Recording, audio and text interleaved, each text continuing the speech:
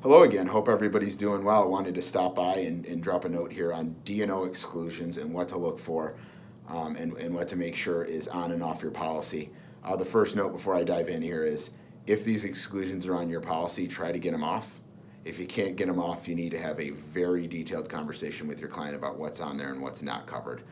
Because at the end of the day, it can be a really bad situation if it's not communicated and everybody will have egg on their face. But let's dive in here. The first one that comes to mind and everybody talks about is family claims and shareholder exclusion. What does that do? It puts the insured versus insured exclusion on steroids.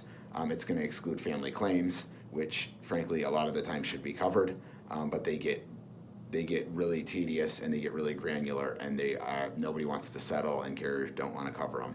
So make sure if you can get that off, it's great. But if it's on there, make sure you're communicating it to your client.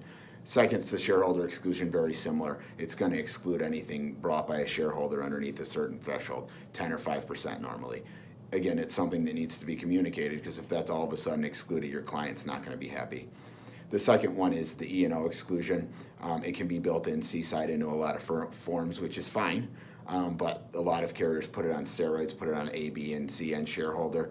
Depending on what your client's doing, you want coverage in the D&O policy for a potential E&O suit, especially if something's pushed under the rug by the board of directors or leadership. But keep an eye on that. Some people call it the service industry. There's other names for it, but make sure you're addressing that. Third is false advertising, and this became a big deal 5-7 years ago. It's standard. It's standard on some forms, some it's not, and they'll add it in certain circumstances for certain classes. This changes 100% defense allocation, which if you've heard any of my videos before, I love.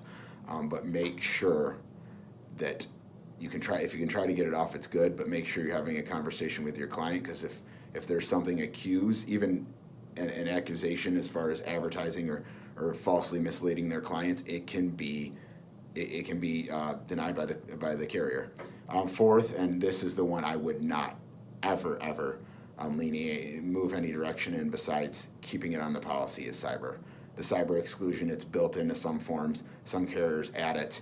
We have seen a ton of claim activity on the board and managers coming from lack of controls or lack of buying a policy, or just kind of nickeling and diming firewalls and everything else around the control space on the cyber side. Then it becomes a D&O issue. The goal here is to protect your client's best interests and their financial future. So I would not let that be on a policy. I wouldn't bind a policy with a cyber exclusion on the D&O. Just my 2 cents. In closing, thank you for your time. Looking forward to your feedback.